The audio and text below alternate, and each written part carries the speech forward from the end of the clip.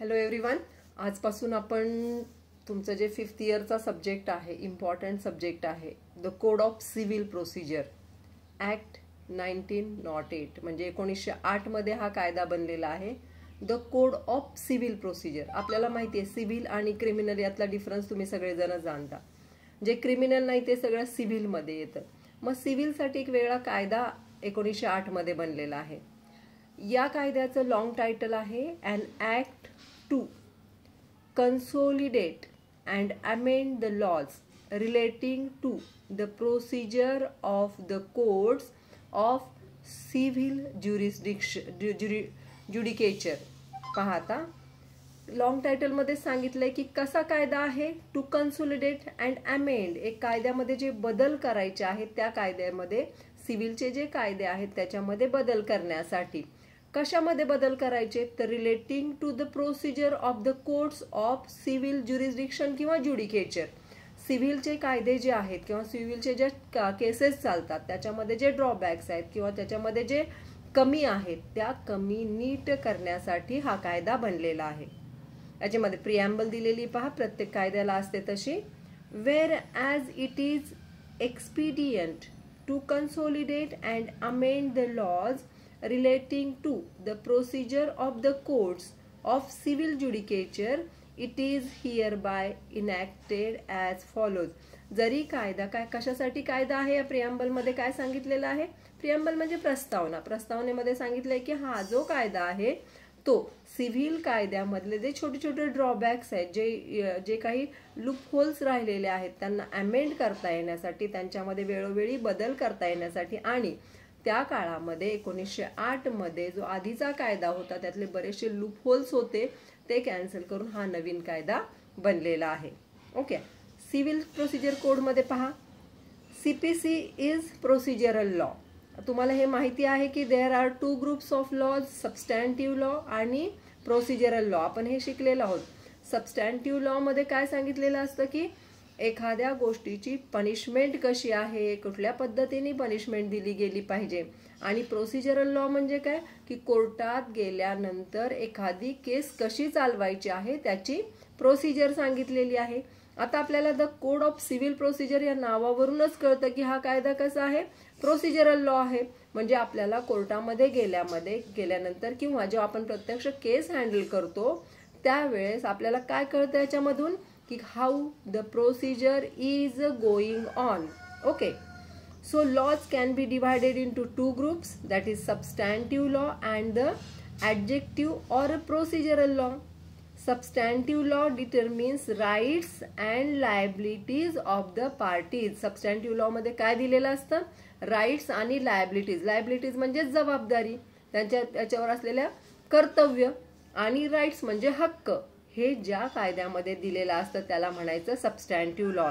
Wear as adjective or procedural law prescribes the practice, procedure and machinery for the enforcement of those rights. Substantive law मध्ये काय दिलेलं असतं पहा, practice, how to practice, कसा तो कायदा वापरायचा आहे, त्याची प्रोसिजर कशी आहे, आणि मशिनरीज म्हणजे कुठली साधनं, म्हणजे कोर्टामध्ये काय काय लागणार आहे हे सगळं आपल्याला याच्या कायद्यातून कळतं.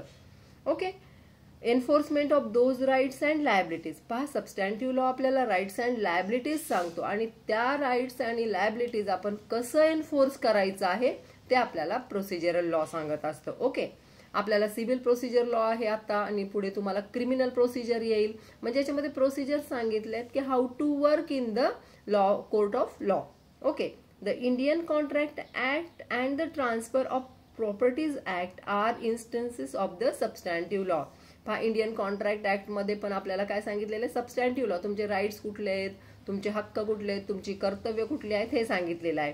ट्रान्सफर ऑफ प्रॉपर्टी लॉ मध्ये सुद्धा काय सांगितलेलं आहे तुम्हाला की तुमचे काय हक्क आहेत आणि जर ते हक्क मोड झाले किंवा हक्क कुणी ब्रीच केला तर तुम्ही कोर्टात जाऊ शकता. ओके, पण कोर्टात गेल्यानंतर प्रत्यक्ष तिथं काय करायचं आहे हे मात्र आपल्याला प्रोसिजरल लॉ सांगत असतो. Okay, while the law of Indian Evidence Act and the Limitation Act and the Code of Civil Procedure are instances म्हणजे examples of the procedural law. Okay, हे प्रोसिजरल लॉचे एक्झाम्पल्स आहेत. कुठले कुठले? इव्हिडन्स ऍक्ट आहे, limitation act आहे, code of civil procedure आहे किंवा code of criminal procedure आहे. हे सगळे सबस्टॅन्टिव्ह लॉज आहेत. कळाला हा डिफरन्स?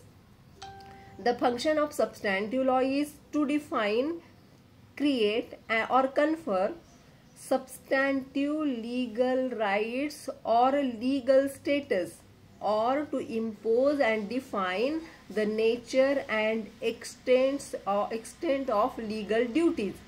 पहा फंक्शन काय सबस्टॅन्टिव्ह लॉचं? काय डिफाईन करतं?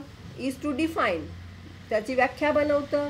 क्रिएट और कन्फर सबस्टॅन्टिव्ह लीगल राईट्स, तुमचे जे लीगल राईट्स आहेत किंवा तुमचं जे लीगल स्टेटस आहे ते डिफाईन करतं सबस्टॅन्टिव्ह लॉमध्ये. त्याची डेफिनेशन दिलेली असते, ते डिफाईन करतं की तुमचं स्टेटस काय आहे. Okay, or to impose and define the nature and extent of legal duties, किंवा तुमच्यावर कुठल्या कुठल्या लीगल ड्युटीज आहे हे सुद्धा आपल्याला कोण सांगतं? सबस्टॅन्टिव्ह लॉ सांगतं.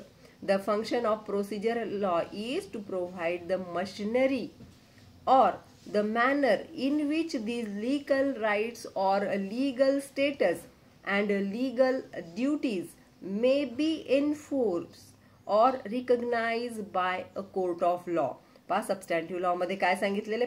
सबस्टॅन्टिव्ह लॉ मध्ये लीगल ड्युटीज कळतात आपल्याला, लीगल राईट्स कळतात, आणि प्रोसिजरल लॉ मध्ये आपल्याला कळतं की जर कुणी आपले लीगल राईट्सचं ब्रीच केलं, ते आपल्या ब्रेक केलं, तर आपण कोर्टात जाऊन कुठल्या प्रोसिजरनी काय करायचं आहे? आपल्याला हक्क मिळवायचा किंवा आपले न्याय मिळवायचा आहे. ओके, प्रोसिजरल लॉ इज दस अन accessory to substantive law. Accessory म्हणजे दागिना. ओके, प्रोसिजर लॉ इज दस अन ॲसेसरी टू सबस्टॅन्टिव्ह लॉ. एक सबस्टॅन्टिव्ह लॉ आहे ज्याच्यामध्ये तुमचं डिफाईन केलंय की तुमचे लीगल राईट्स काय, तुमच्या लीगल ड्युटीज काय आहेत, आणि प्रोसिजरल लॉ तुम्हाला तिथं न्याय मिळवून देतो. ओके, म्हणून याला उपमा कशाची दिलेली? ॲक्सेसरीजची. Okay, as we know that a right without remedy is no use. आपल्याला माहिती आहे राईट विदाउट रेमेडीला काही अर्थच नाही. तुम्हाला सगळे राईट्स दिले आणि त्याचा हक्कभंग झाल्यानंतर तुमच्यासाठी कुठलंही रेमेडी उपलब्ध नसेल तर मात्र त्याचा काहीच उपयोग नाही.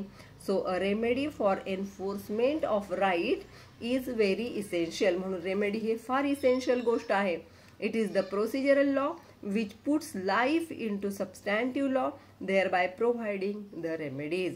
पहा प्रोसिजर लॉ काय करतं? तर त्याच्यामध्ये सबस्टॅन्टिव्ह लॉ मध्ये आत्मा, जीव टाकतं, म्हणजे त्याला जिवंत करतं. मीन्स आपल्या लिगल राईटचा हक्कभंग झाला किंवा आपला जर ब्रीच ऑफ राईट्स झाले तर आपण कोर्टात जाऊन आपल्याला तिथं रेमेडीज उपलब्ध होतात. Okay, the code of civil procedure is an adjective law, means procedural law. It neither creates nor takes away any right. It is intended to regulate the procedure to be followed by civil courts. याच्यामध्ये तुमचे rights वगैरे काही सांगितले नाही, तर फक्त procedure सांगितले की जेव्हा तुम्ही सिव्हिल कोर्टामध्ये अप्रोच होता, जेव्हा तुम्ही सिव्हिल केसेस दाखल करता, तेव्हा कुठल्या प्रोसिजरने तुम्हाला जायचं आहे एवढंच याच्यामध्ये सांगितलेलं आहे. ओके, आता याची थोडक्यात हिस्ट्री पाहू. हे तुम्हाला पहिला जो टॉपिक असतो हा तुमचा कसा असतो? इंट्रोडक्शन. कधी कधी तुम्हाला हिस्ट्री विचारला जातो, पण तो तुम्हाला बऱ्याच ठिकाणी इंट्रोडक्शन लिहिण्यासाठी किंवा तुमच्या कुठल्याही उत्तरामध्ये थोडंसं ऍड करण्यासाठी याचा फायदा होतो. म्हणून हे पहिला टॉपिक अतिशय महत्वाचा असतो कुठल्याही सब्जेक्टचा. Okay, the first uniform code of civil procedure was enacted in the year 1859. सगळ्यात आधी हा जो कायदा बनला तो 1859 साली बनला. Before 1859 there was no uniform code of civil procedure. त्याच्या आधी कुठलाही असा एकत्रित कायदा नव्हता. There were different systems of civil procedure in different part of country. प्रत्येक देशाचा वेगवेगळा कायदा होता, प्रत्येकाचे वेगवेगळे रूल्स होते, राजे महाराजे होते, त्यांचे वेगळे रूल्स होते. So the code of 1859 was not applicable to the whole of British India. पहा त्या काळामध्ये सगळीकडे ब्रिटिश इंडिया होती, आपल्याकडे ब्रिटिशांचं राज्य होतं, आणि हा जो कोड आहे 1859चा, त्याच्या आधीचा जो कायदा होता, हा कायदा सगळीकडे सेम पद्धतीने ॲप्लिकेबल नव्हता. Therefore, some amendments were made into it. Still, there remain some defects, so further amendments were carried out in the code from time to time. 1859ला जरी कायदा झाला, जरी युनिफॉर्म कोड झाला सिव्हिल प्रोसिजरचा, तरी सुद्धा त्याच्यामध्ये खूप ड्रॉबॅक्स राहिले होते आणि वेळोवेळी त्याच्यामध्ये अमेंडमेंट्स करण्यात आलेले आहेत. Okay, so In the year 1908, the present code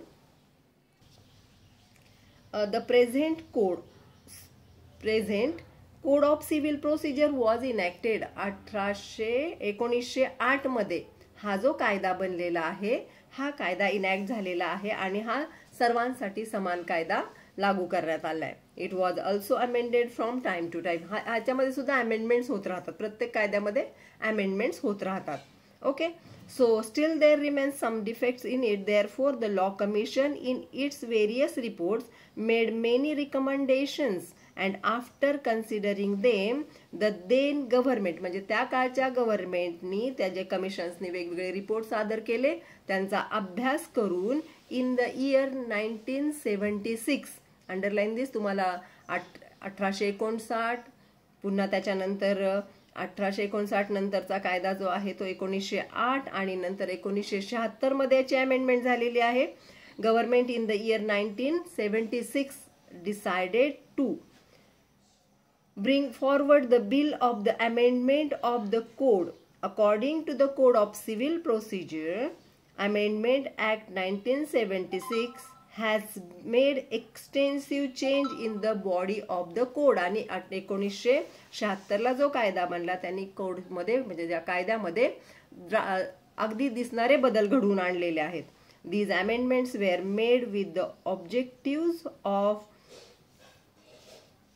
and expeditious disposal of suits and proceeding. याच्यामध्ये वेगवेगळे फेअर ट्रायल झालेले आहेत, फेअर ट्रायल विषयी माहिती दिलेली आहे किंवा एक्सपेडियस डिस्पोजल कसं करायचं त्याच्याविषयी माहिती दिले. म्हणजे बरेचसे बदल 1976च्या कायद्यामध्ये या कायद्यामध्ये झालेले आहेत अमेंडमेंटनुसार. म्हणजे सुरुवातीला हा कायदा कधी 1859च्या आधी हा कायदा नीट अस्तित्वात नव्हता. ब्रिटिश इंडियामध्येच प्रत्येकजण आपापल्या राज्यात वेगवेगळे कायदे वापरत होतं. मग 1859ला एक कायदा झाला ज्याच्यामुळे सिव्हिलचे ज्या केसेस आहेत त्या सगळ्या केसेस एका कायद्याखाली आणल्या गेल्या. त्याच्यानंतर त्याच्यामध्ये खूप लूप होल्स आणि डिफेक्ट्स होते.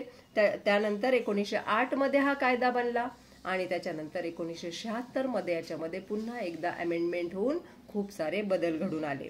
Okay, according to civil procedure code amendment act 1976 has made extensive changes in the body of code. These amendments were made with twin object. त्याचे दोन उद्देश होते, of fair trial and expeditious disposal of the proceeding. त्याच्यामध्ये fair ट्रायलचा उद्देश होता आणि जे कायदे सूट्स आहेत ते सूट्स कसे डिस्पोज व्हायला पाहिजे, एक्सपिडियसली डिस्पोज व्हायला पाहिजे, हे दोन उद्देश होते. Again the amendments made in 1976 was not found sufficient. हे काय सफिशियंट झालेलं नव्हतं. Therefore we the view of disposal of the civil expeditiously justice Malimat Committee, underline this, was appointed by the government, and in pursuance of recommendations of the committee, the code was recently amended by the amendment of 1999 and 2002. Okay, हा आहे history याचा.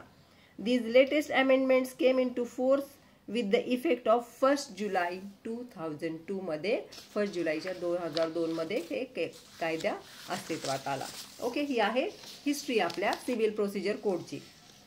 हा जो CPC आहे किंवा civil procedure code आहे याचा short form CPC, तिन्ही पण कॅपिटल लेटर लिहिले की सीपीसी म्हणजे civil procedure code, is a consolidating act.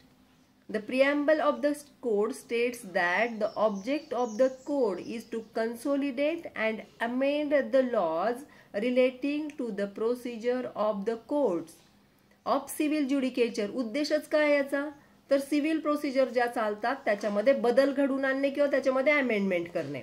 Okay, to consolidate means to collect all the laws relating to a particular subject. Consolidate म्हणजे collection करणं. कशाचे, तर जे सब्जेक्ट आहे, हा पर्टिक्युलर सब्जेक्ट आहे, सिव्हिल कायदा आहे, त्याचे सगळे कायदे काय करायचे, एकत्रितपणे आणायचे. And to bring it down to date, that is update in order that it may form a useful code. आणि सगळे कायदे एकत्रित आणून त्याच्यापासून काय करायचं, एक नवीन कायदा म्हणजे एकत्रितपणे सगळे कायदे अवेलेबल झाले पाहिजेत अशा पद्धतीचा कायदा बनवणं हा उद्देश होता याचा. कन्सोलिडेट म्हणजे काय, to collect the all laws together about that subject. Okay, आता आपण सिव्हिल प्रोसिजर कोड पाहतोय. त्याच्यामुळे सिव्हिलचे जे जे कायदे आहेत ते सगळे कायदे काय करायचे आहेत, एकत्रित आणायचे, कलेक्शन करायचे त्याचं आणि एकत्रित आणून ते कायदे एका छताखाली, एका छत्राखाली आणायचे, जेणेकरून सगळे कायदे एकाच ठिकाणी अवेलेबल होतील. Okay, so here it may form a useful code which is applicable to the circumstances existing at the time when the consolidating act is enacted. जेव्हा कायदा इनॅक्ट होतो, हा कायदा जेव्हा अस्तित्वात येतो त्याच्या आधी कायदे गोळा केले जातात आणि त्याच्यानंतर तो कायदा बनवला जातो. Okay, thank you.